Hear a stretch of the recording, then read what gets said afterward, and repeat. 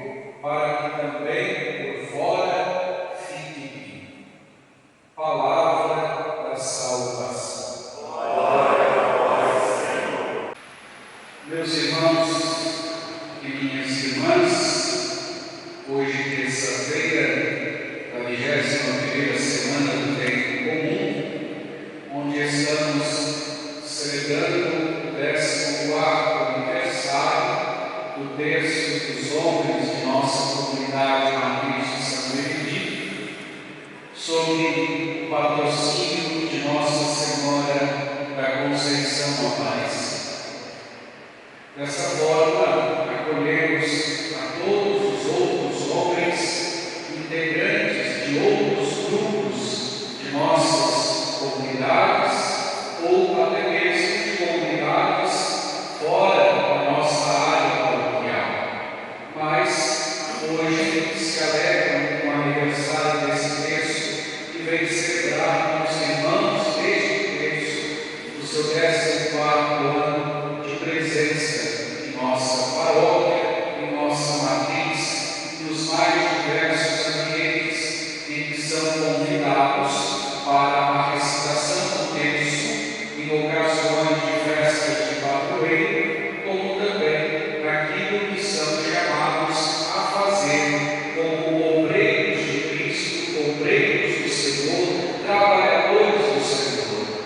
edificar as suas casas, as suas famílias, como também ser auxílio e suporte para famílias que necessitam, seja do material, seja do espiritual.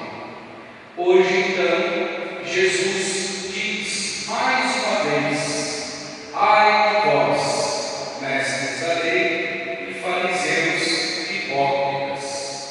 E diz ainda: limpa primeiro o copo por dentro, para que também por fora o copo fique limpo. Jesus, desde ontem, e assim continuará ao longo da semana, repreendendo a hipocrisia dos mestres da lei, a hipocrisia dos fariseus, a hipocrisia dos escribas. Porque esses homens, conhecedores da lei, eles davam mais importância ao aspecto exterior das práticas religiosas, para poderem assim tirar proveito e glorificarem não a Deus, mas glorificarem a si mesmos. Davam muita importância ao exterior quando o interior está apodrecendo. Em outra ocasião, Jesus vai chamá-los de sepulcros caiados, belos por fora, podres, cheios de podridão por dentro.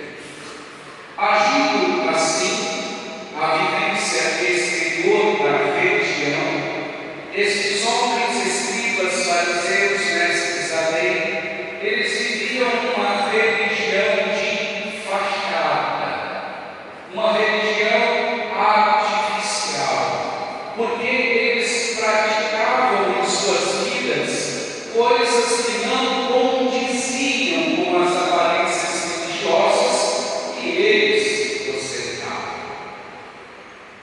Eram muito dados a ensinar o povo, mas não viviam aquilo que ensinavam.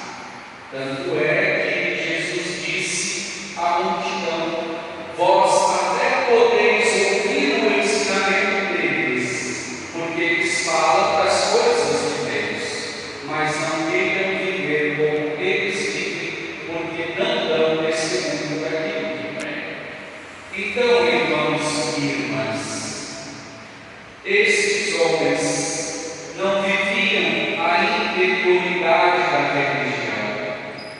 Estes homens não deixavam Deus tocar em seus corações, porque uma vez que se deixassem Deus tocar os corações, eles se converteriam, eles mudariam de vida. Todos aqueles que entendem que Deus toca em seu coração se convertem e mudam de vida. Porém, esses homens da lei não permitiam que Deus tocasse em seus corações. Portanto, não queriam se converter, não queriam mudar de vida, preferiam viver aquilo que era uma religião de fachada. A religião era para esses homens pura estética, pura expressão cultural que favorecia seus desejos de poder, seus desejos de ambição. Tanto é que quando Jesus chegou e começou a pregar, as pessoas ficavam encantadas, porque Jesus falava com autoridade. Jesus pregava como ninguém havia pregado. Jesus falava com a sua própria vida. E assim dava um testemunho de que esses homens não viviam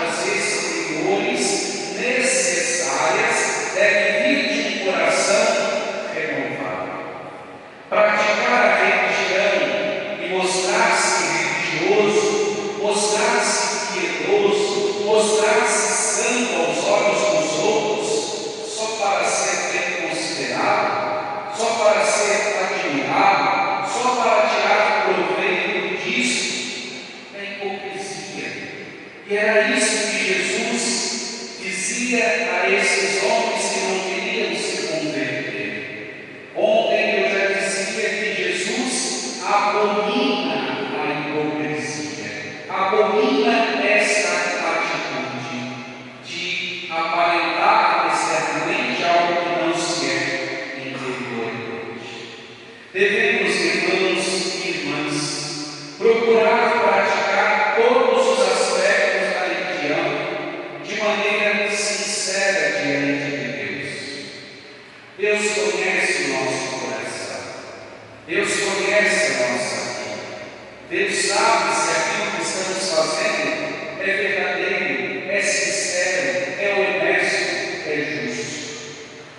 Nós podemos enganar as pessoas com nossas atitudes não cristãs, mas a Deus ninguém engana. Deus tudo vê. Assim, irmãos e irmãs, devemos viver uma religião sincera diante de Deus. O nosso exterior é um testemunho importante aos olhos dos outros. Quando as pessoas olham para nós, o que essas pessoas veem? Será que a minha atitude demonstra Cristo para elas? Será que as minhas palavras levam essas pessoas a Cristo? São perguntas que precisamos nos fazer. É nosso dever, irmãos e irmãs, dar bons exemplos. É nosso dever, irmãos e irmãs, dar testemunho de Cristo com nossas próprias vidas, na comunidade, no trabalho, junto à minha família, onde quer que eu esteja, dar bom exemplo. Mas o nosso exterior deve ser a expressão do nosso interior. É necessário praticar um sem deixar de praticar o outro, como Jesus disse no Evangelho.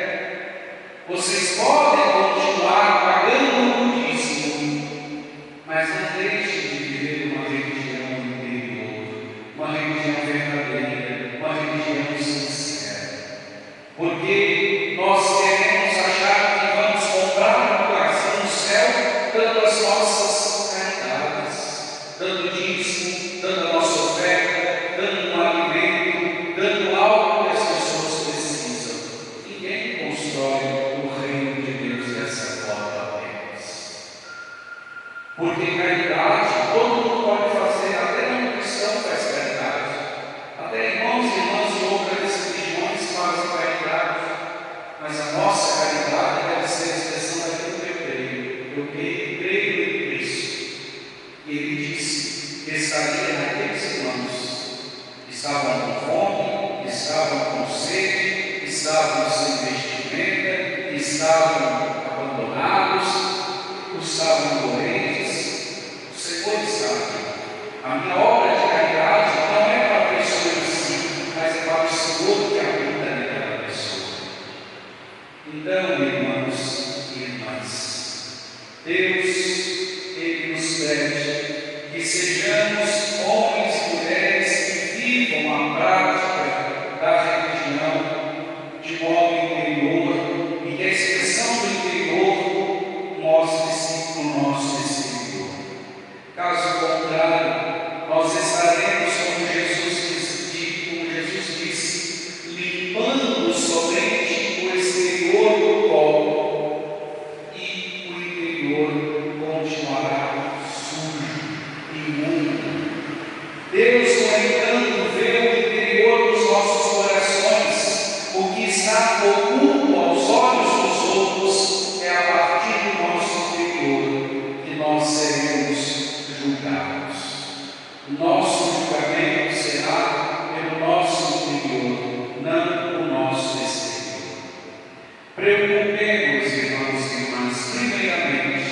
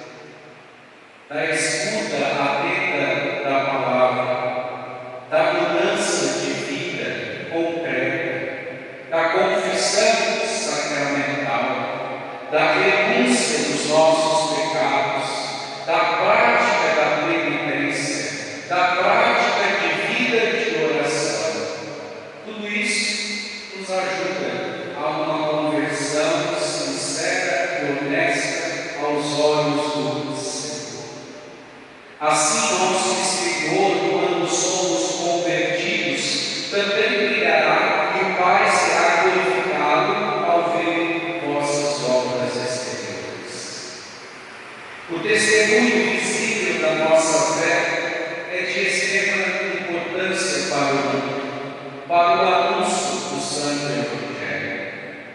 Por isso, irmãos e irmãs, devemos cuidar para que este nosso testemunho, no dia a dia, seja um testemunho sincero, seja expressão de nossa vida de conversão, e que nossa única intenção seja que os outros, ao verem o nosso exterior, louvem a Deus e sejam incentivados em sua conversão.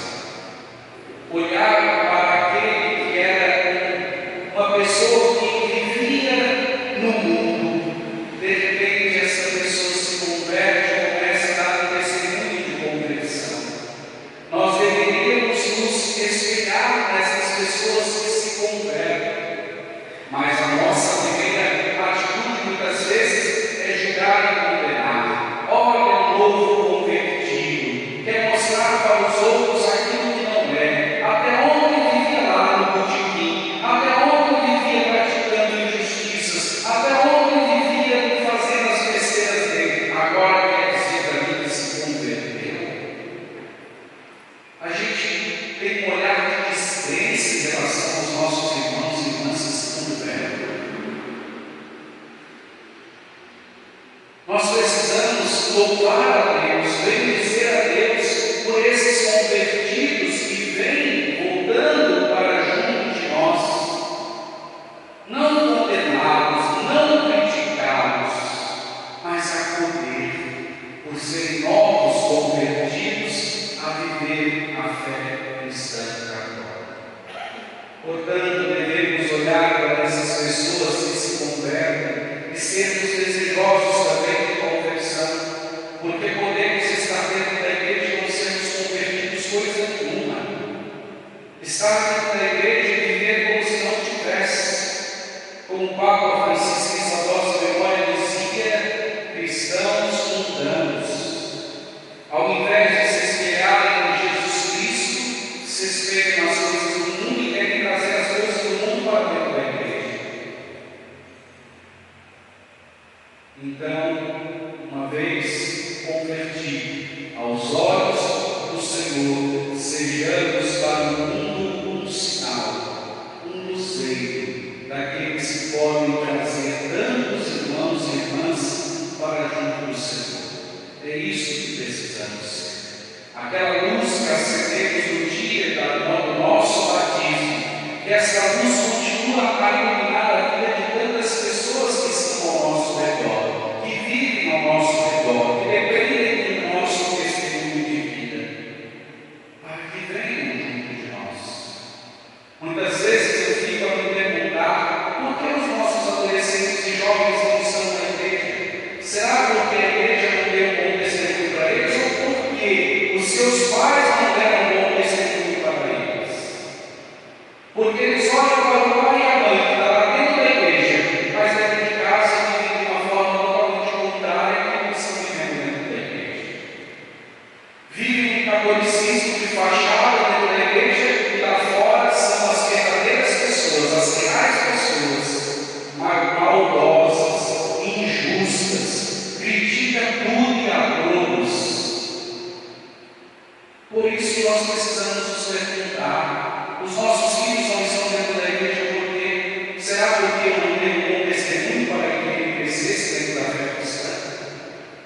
Ou esse modismo de hoje em dia, deixar que o filho cresça, depois ele decide que quer ser, se quer ser católico, se quer ser evangélico, se quer ser isso, se quer ser aquilo.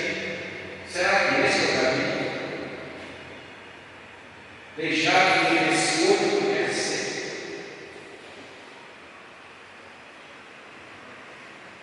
A salvação e a perdição também está passando pelas nossas mãos. É um grande pecado não batizar uma criança. Deixar que a criança cresça e depois ela decida que quer ser batizada. Enquanto nós não somos batizados, nós estamos no pecado. Não porque nós praticamos o pecado, mas o pecado foi adquirido. Adquirido por causa do primeiro pecado que Adão comia. A criança não cometeu pecado algum, mas ela nasceu com a marca do pecado original, que marca a vida de todo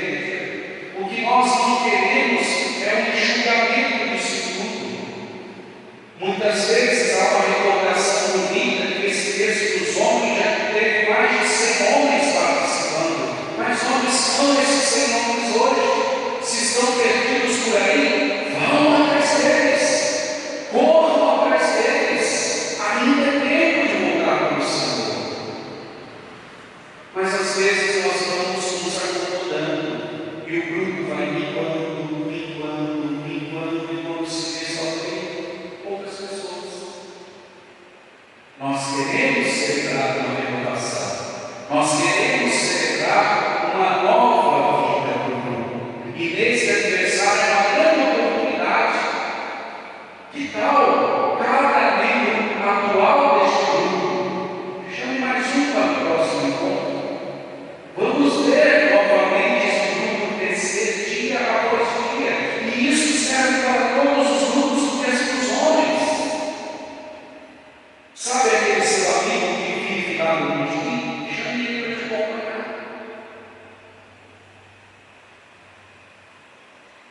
Chame aquele seu amigo do trabalho. Chame aquele seu familiar. Chame para vir contigo. Faça o seu papel de cristão, de anunciador da palavra, para que a gente possa crescer como homens de fé, capazes de transformar lares, como diz o cursinho, capazes de mudar ambientes, evangelizar ambientes. Assumamos esse nosso papel de luzeiros, de homens que apontam o caminho de Jesus. E o caminho de Jesus começa na vida comunitária, começa na vida da igreja. Aqui nós nos transformamos para transformar os ambientes.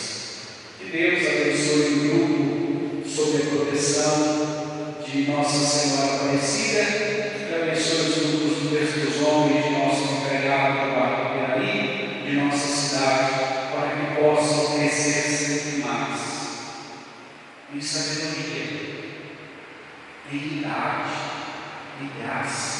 Louvado seja Deus daqui a 50 anos, outro padre aqui esteja, outros homens aqui estejam, celebrando os seus 64 anos, hoje é 14, mais 50, 64 anos, para que o grupo vá crescendo de tempos em tempos. Muitos não estarão aqui, mas o papel do verdadeiro líder é formar novos líderes. Portanto, cabe a você formar nova ordenança do grupo. Esse é o nosso papel. O grupo não depende de mim, é tudo ação do Espírito Santo. O grupo vai continuar acontecendo se eu faltar, se eu não estar presente, mas vai ser muito melhor se eu estiver presente junto dos meus irmãos. Portanto, façamos o nosso dever de casa, para que o grupo cresça sempre mais. Louvado seja nosso Senhor.